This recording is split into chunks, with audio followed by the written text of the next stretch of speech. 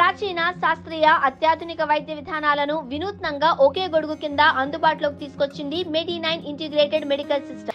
AP రాజకీయాలు ఆసక్తికరంగా మారుతున్నాయి. కూటమిలో కొనసాగుతూనే రాజకీయంగా బలం పెంచుకోవడం పైన జనసేన, బీజేపీ కొత్త వ్యూహాలు అమలు చేస్తున్నాయి. వైసీపీ ఎన్నికల్లో ఓడిన తర్వాత పలువురు నేతలు కూటమి పార్టీలో చేరుతున్నారు.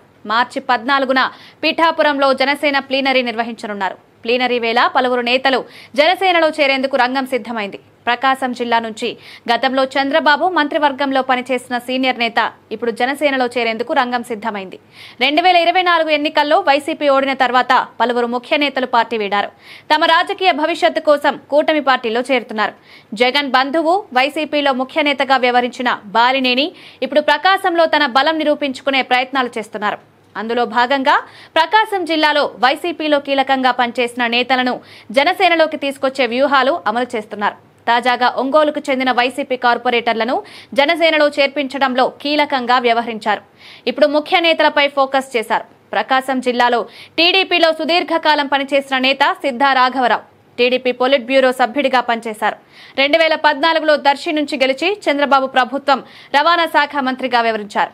2019లో ఒంగోలు ఎంపీగా పోటీ చేశారు. ఆ ఎన్నికల్లో వైసీపీ నుంచి పోటీ చేసిన మాగుంట శ్రీనివాసులు రెడ్డి గెలుపొందారు. వైసీపీ అధికారంలోకి వచ్చిన తర్వాత సిద్ధా ఆ పార్టీలో చేరారు. 2024 ఎన్నికల్లో సిద్ధా దర్శి నియోజకవర్గం నుంచి పోటీ చేయాలని భావించారు. కానీ అక్కడ బూచేపల్లి ఉండడంతో సీటు దక్కలేదు. 2024 ఎన్నికల్లో కూటమి అధికారంలోకి వచ్చిన తర్వాత సిద్ధా రాఘవరావు వైసీపీకి రాజీనామా చేశారు. తిరిగి టీడీపీలోకి వెళ్లేందుకు ప్రయత్నించారు. చంద్రబాబుతో సిద్ధాకు మంచి సాన్నిహిత్యం ఉంది. జిల్లాకు చెందిన టీడీపీ నేతలు తిరిగి పార్టీలోకి తీసుకునేందుకు చేసిన ప్రయత్నాలు ఫలించలేదు.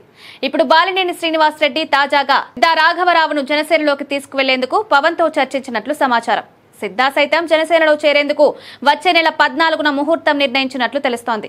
పిఠాపురంలో జరిగే జనసేన ప్లీనరీ వేదికగా సిద్ధా జనసేన కండువా కప్పుకోవడం లాంఛనంగా తెలుస్తోంది.